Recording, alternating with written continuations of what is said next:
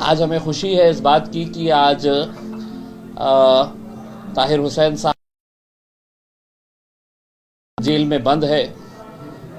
वो आज मजलिस के साथ जुड़े हैं, मजलिस के साथ वो आगे बढ़ने वाले हैं। उनका बेटा, उनकी मिसेस, उनकी वाइफ आज बैरिस्टर असदुद्दीन अवैसी साहब की मौजूदगी के अंदर उन्होंने पार्टी में शमूलियत हासिल की और हमें खुशी है इस बात की कि बैरिस्टर साहब ने दिल्ली के जो विधानसभा के इलेक्शंस होने वाले हैं उसमें पहले सीट की घोषणा उन्होंने कर दी है और एक तरीक़े से हमने यहाँ से अपने चुनावी प्रचार का और हमारी चुनाव का बिगुल हमने बजा दिया है।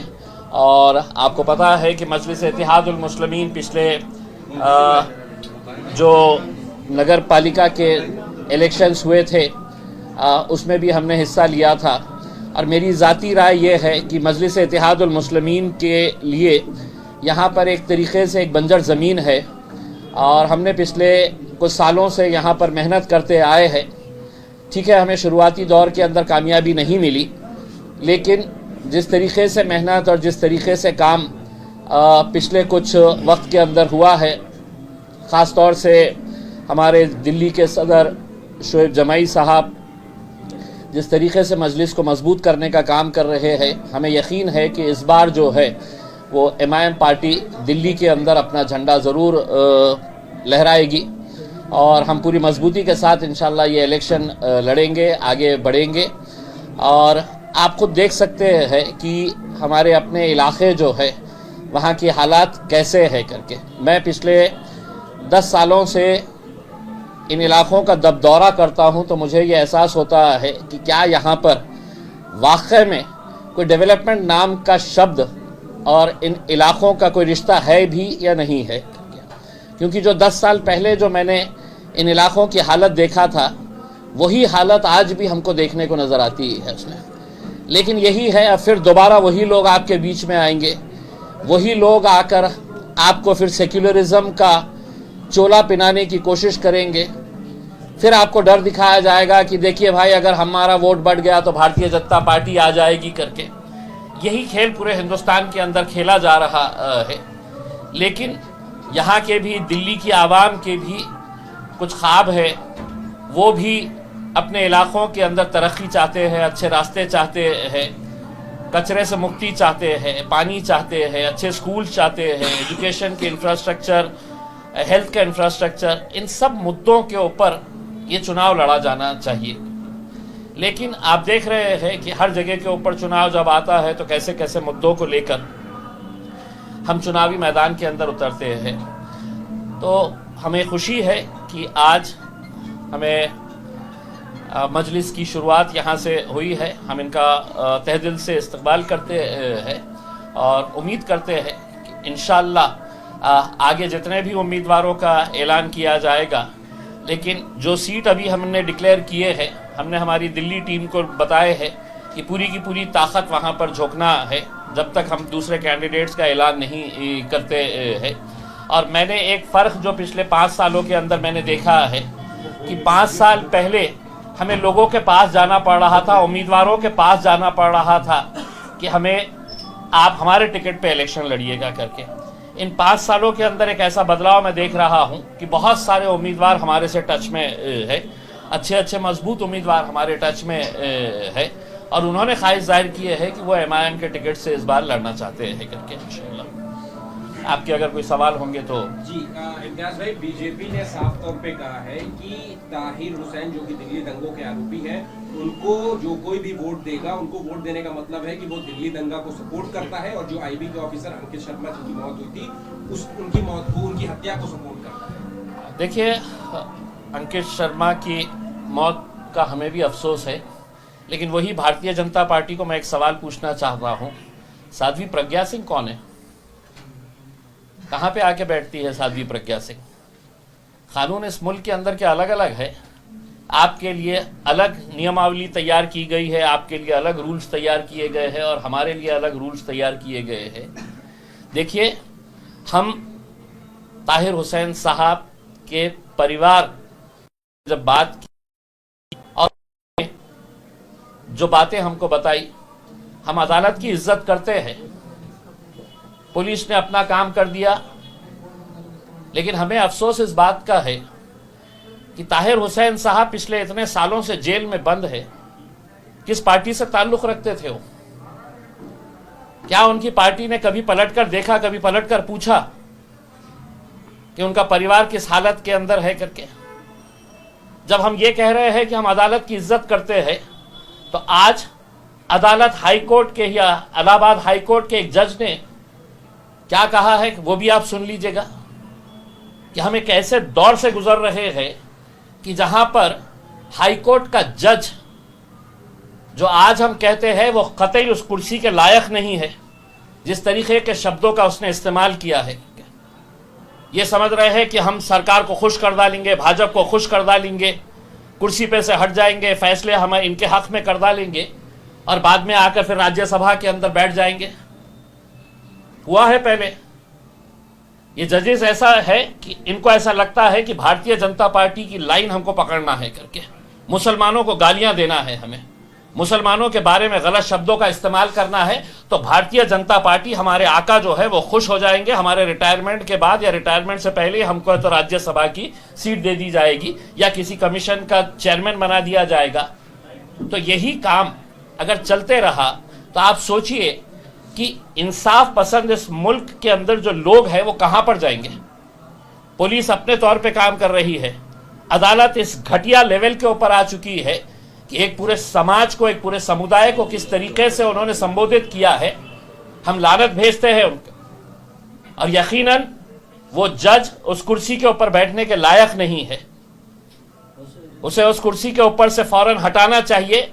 अगर इस मुल्क के अंदर अगर इंसाफ जिंदा है, और ये अपील हम नरेंद्र मोदी साहब से कर रहे हैं, वजीर आजम से कर रहे हैं, अगर इस मुल्क के अंदर इंसाफ को जिंदा रखना है तो ऐसे जजेस को फौरन कुर्सी के ऊपर से उठाकर बाहर भेजना चाहिए। इमरान साहब, हम जानना चाहते हैं कि आपके पास सऊदी, जैसे आपने बोला, लोग आपके पास आ रहे हैं, कैंडिडेट्स आ रहे हैं, ताहिर हुसैनी क्यों था ऐसा नाम जिसको आपने पिक किया? ये बात जानते हुए कि कंट्रोवर्शियल फिगर है, बातें उठेंगी, क्या कंट्रोवर्शियल करने की कोशिश करेगी? देखिए, ये सवाल मेरे हिसाब से भारतीय जनता पार्टी से कभी पूछा नहीं गया था कि साध्वी प्रज्ञा सिंह का क्या रोल था मालेगांव के धमाकों के अंदर। हम अदालत का जब ये कह रहे हैं, मुझे बताया गया था कि बहुत सारे केसेस ताहिर हुसैन के ऊपर थे, बहुत सारे केसेस क्लियर होते जा रहे हैं, इसमें 2-3 केसेस बचे हैं। कितने? 9 केसेस, 9 में बेल हो चुकी है इसमें। आप एक मर्तबा हो जाने दीजिए ना भाई। एक कहावत है ना उसमें कि जब तक वो गिल्टी साबित नहीं होते हैं, अदालत के अंदर गया हुआ है मामला उसमें, उससे पहले आज हम तो ये कह रहे हैं कि ताहिर हुसैन जैसे कितने लोग आज हिंदुस्तान की जेलों के अंदर बंद होंगे। आप लोगों ने रिपोर्ट किया होगा कई ऐसे वाकयात कि कई साल आदमी जेल में सड़ रहा है, बाद में मैटर जाता है नीचे की कोर्ट से हाई कोर्ट, हाई कोर्ट से सुप्रीम कोर्ट, सुप्रीम कोर्ट है तो कई सालों के बाद बेगुनाह साबित करके छोड़ देता है। कितने ऐसे केसेस आप देख लें, गूगल करके देख लीजिएगा, तो ऐसे कितने सारे लोग होंगे जो जेलों के अंदर बंद है। इसमें अदालत अगर उनके ऊपर फैसला है करके, तब हम उसके बारे में सोचेंगे उसमें।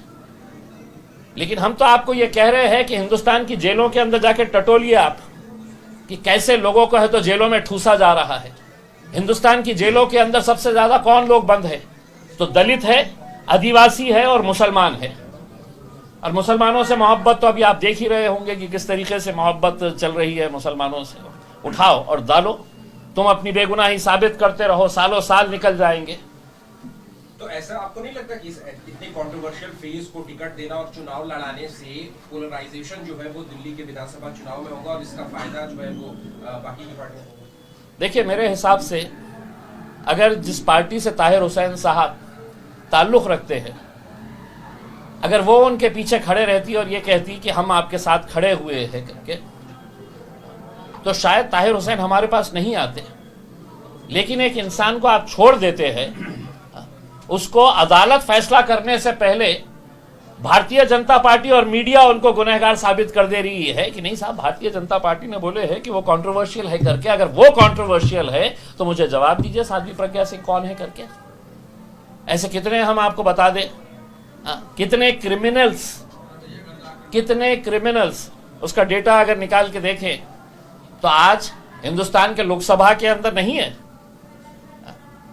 ये सवाल किसी ने मोदी साहब से पूछेगा नहीं है, भारतीय जनता पार्टी से पूछेगा नहीं कि कितने सारे क्रिमिनल्स आज उनके जो विधानसभा अलग अलग राज्यों के अंदर है, भारतीय जनता पार्टी की जहां पर हुकूमत है, वो डेटा निकाल के देख लीजिएगा तो आपको जवाब मिल जाएगा उसमें। आप मेरे एक ताहिर हुसैन से बड़े परेशान हो गए हैं। मेरा एक ताहिर हुसैन क्यों आ गया है मेरे पास, तो सारा हिंदुस्तान है तो इसके अंदर ये है। हम खड़े रहेंगे ताहिर हुसैन के साथ, पूरी ताकत के साथ खड़े रहेंगे। जिसको जो बोलना है, जिसको जो समझना है समझिए, हम उन्हें लड़ाएंगे और मजबूती के साथ उनके साथ कांधे से कांधा लगाकर खड़े रहेंगे। एक सवाल है, जब आम आदमी पार्टी में थे, मैं इसी आम आदमी पार्टी में थे, अरविंद केजरीवाल जेल गए, संजय सिंह जेल गए, मनीष सिसोदिया जेल गए और कई सारे बड़े नेता जेल गए। उनका कहना था लगातार कि जब तक प्रूफ ना हो जाए, साबित ना हो जाए, तब तक मुजरिम नहीं है। लेकिन वही ताहिर हुसैन के केस में 1 से 2 महीने के अंदर पार्टी से भी निकाल दिया गया, पूरा तरीके से साइडलाइन कर दिया गया। इस पर आप देखिए, मैं जो आपको जवाब दे रहा था, आपके पत्रकार साहब ने ही उसका जवाब दे दिए है। भाई, अंटिल आप जब तक गुनहगार साबित नहीं होते हैं उसमें, जेल में तो उठाकर है तो साहब इम्तियाज जलील ने ऐसा स्टेटमेंट दिया है, वो डाल दीजिएगा। बहुत शौक है पुलिस वालों को, हमें बहुत पसंद आते हैं, हम पकड़िए डाल दीजिएगा जेल के अंदर। अब सालों साल लग गए हैं करके इसमें। अदालतों का कैसा मामला चल रहा है मैंने आपको उदाहरण के साथ बताया हुआ। ये साल जो इंसानों के बर्बाद होते हैं, क्या वो अदालत ला सकती है? क्या कभी आज तक ऐसा हुआ है कि किसी बेगुनाह को अदालत ने 10 साल के बाद छोड़ा है? तो उस ऑफिसर ने जिसने फर्जी केस बनाया था उसके ऊपर कभी कार्रवाई हुई है, ऐसा कभी सुने हैं आपने?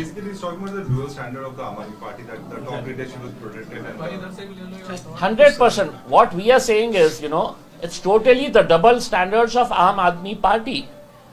On one side, when their leaders go in jail, they say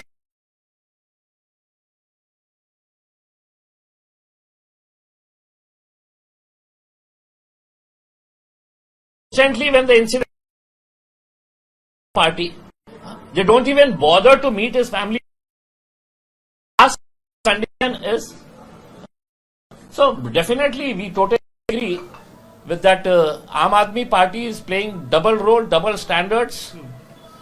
Imtiaz साहब, आपने ताहिर साहब की बात कही है, लेकिन ये मुद्दा पूरा सीए आंदोलन से के बाद, क्या सीए का पूरा मुद्दा इस पूरे चुनाव में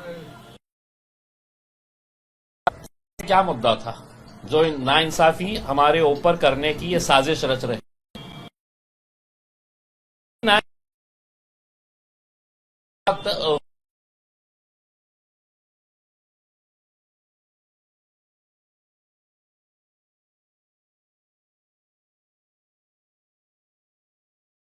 ये स्पेसिफिक एजेंडे के तहत किस तरीके से किया जा सकता है?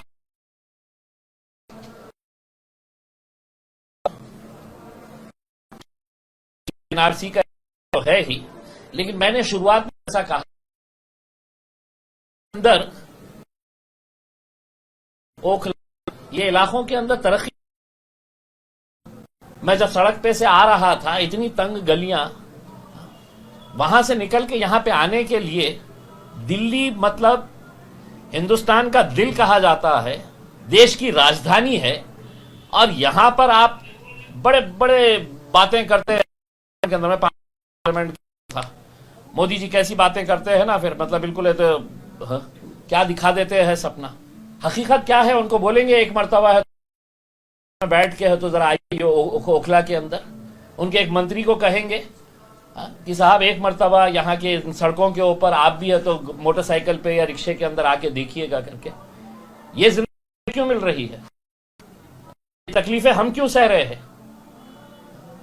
एक शहरों के अंदर 2 शहर कैसे बसते हैं कि जहां पर वो रहेंगे तो हर चीज चकाचक, और हम जहां पर रहेंगे तो ऐसी गुजर के निकलना पड़ेगा। अमानतुल्लाह खान कह रहे हैं कि हमें जेल भेज दिया था, हमारे ऊपर जुल्म किया गया, मैंने जुल्म के क्या काम? विकास का काम के अंदर विकास का काम इसलिए नहीं हो पाया कि उन्हें जेल से काम नहीं हो पाया। आप यहाँ क्या उनके खिलाफ भी चुनाव उम्मीदवार उतारेंगे? नहीं, मेरी जवाब उनसे कि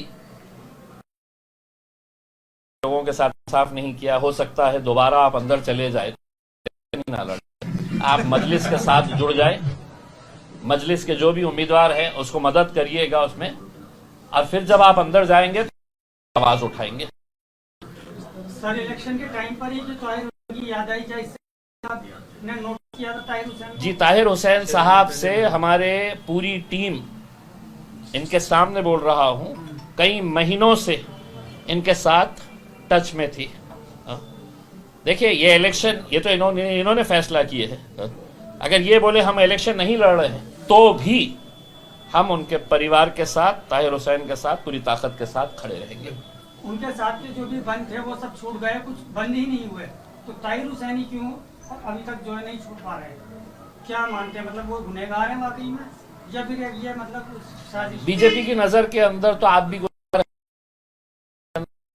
है, वो छोड़ के हम सब गुनहगार हैं इस देश के अंदर।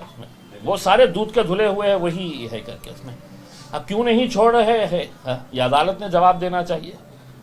या वो इलाहाबाद हाईकोर्ट के जज को उतार दीजिएगा, मुझे दे दीजिएगा मौका, मैं बता दूंगा। आप कब तक लड़ेंगे सर उनके लिए? कब तक उनको छुड़ाने की कोशिश करेंगे? कितनी जल्दी छूट जाएंगे? TV9 भारतवर्ष जो पत्रकार है, करेंगे हम पूरी कोशिश उनके साथ खड़े हैं, और यकीनन उनको जो भी मदद लगेगी हम करेंगे। News 24।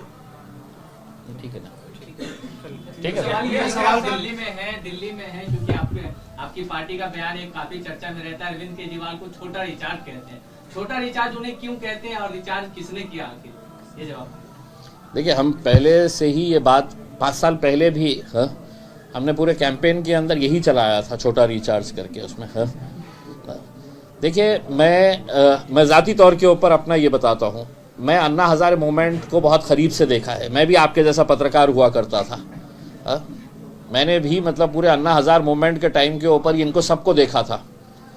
ये वहाँ पर अन्ना हज़ारे के पास आके वो बेचारे गांव वाले आदमी को कैसा घुमा फिरा के एक मैडम गवर्नर बन गए, दूसरे चीफ मिनिस्टर बन गए, बाकी के मंत्रियां बन गए है करके। तो ये एक सोची समझी साजिश का हिस्सा है, और हम हमेशा ये बात मानकर चलते हैं कि आम आदमी पार्टी जो है ये आरएसएस ने तैयार की हुई है। आरएसएस से जुड़े हुए सारे लोग है ये, और ये अपने एजेंडे के हिसाब से ये काम कर रहे हैं कि मोदी जब नीचे आएंगे तो अपना दूसरा बिंदु ऊपर आ जाएगा करके। सीटों पे क्योंकि आम आदमी पार्टी का उसका बिजली, पानी, स्वास्थ्य नहीं, एजेंडा नहीं है। मैं तो आपको बता दिया हूँ ना, आपके सवाल मैंने बताया कि मुझे यहाँ पर आने के लिए आप लोग अगर इस इलाके से जब जाएंगे तो आप देख लीजिएगा उसमें कि दिल्ली जैसी राजधानी के अंदर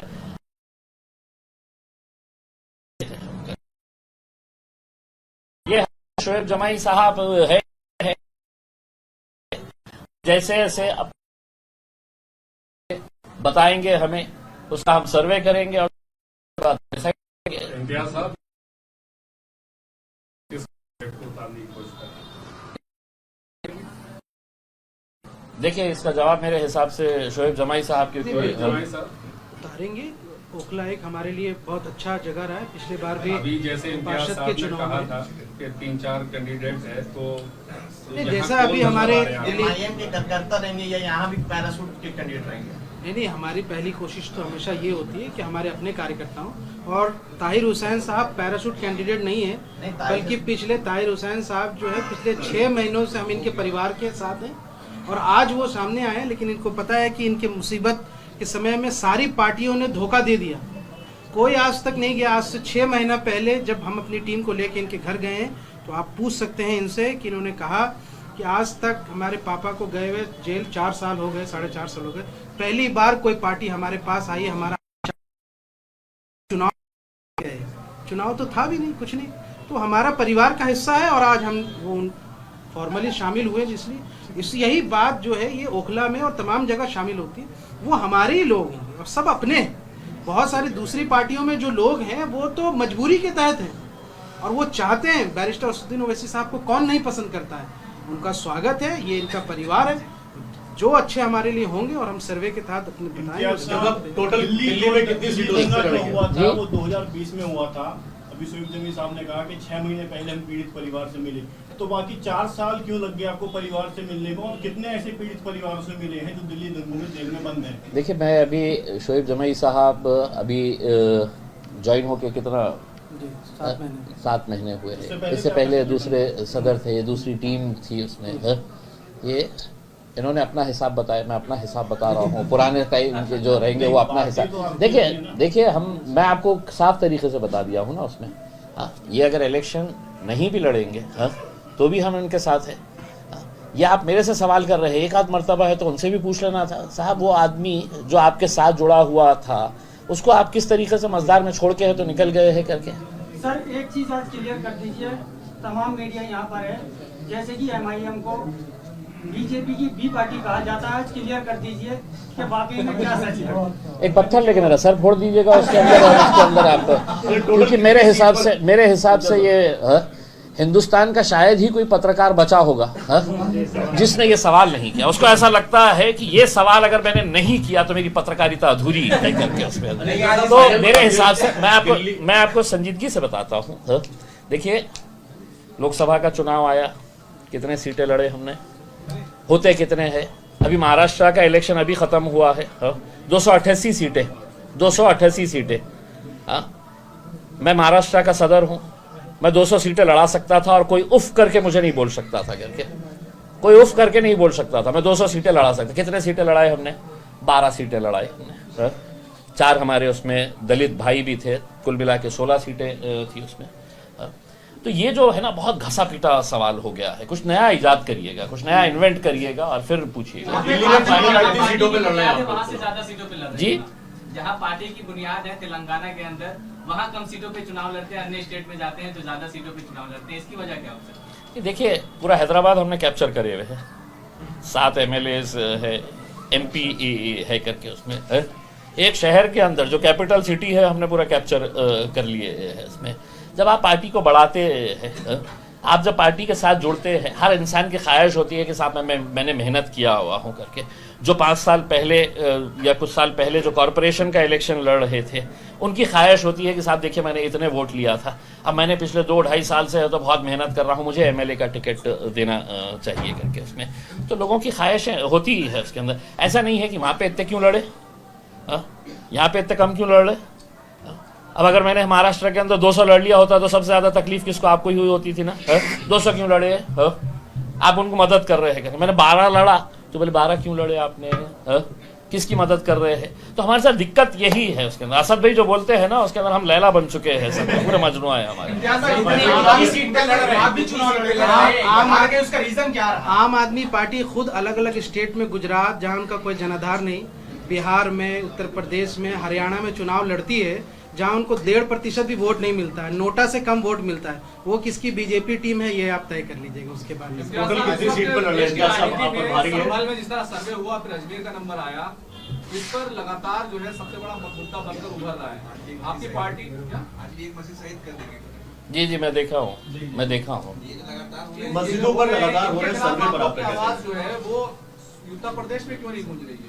नहीं, देखिए, मुझे तो, हमको सबको यह ऐसा लगता था कि भगवान मंदिरों में बसते हैं करके। ये हमने हमेशा से ये सुना है, देखा है कि भगवान मंदिरों में बसते हैं करके। लेकिन हुकूमत जब से आई है वो मस्जिदों में ढूंढ रही है कि हर मस्जिद के नीचे उन्हें एक मंदिर नज़र आ रही है करके।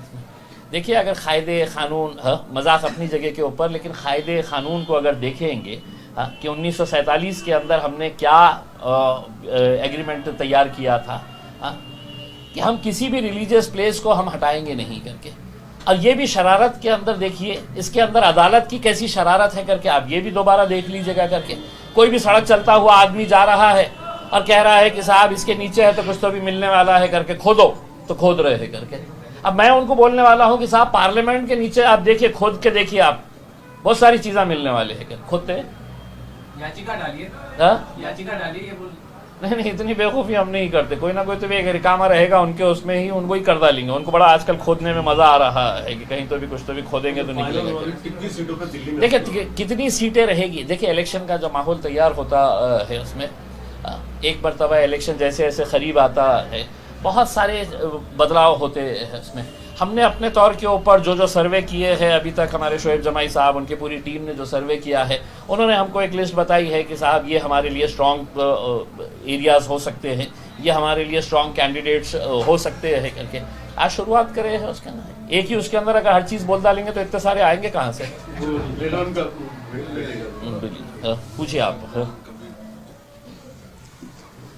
ताहिर हुसैन का परिवार आपके साथ मौजूद है, जो मीडिया साथी पूछना चाहते हैं आप उनके बेटे से सवाल। क्या पोजीशन है अभी ताहिर हुसैन साहब की? केस किस हाल में है? क्या वो बाहर आ पाएंगे? क्या अगर वो अंदर रहेंगे तो आप कैसे उम्मीद कर रहे हैं कि उसका विवाद बिल्कुल हाल सही हो जाएगा?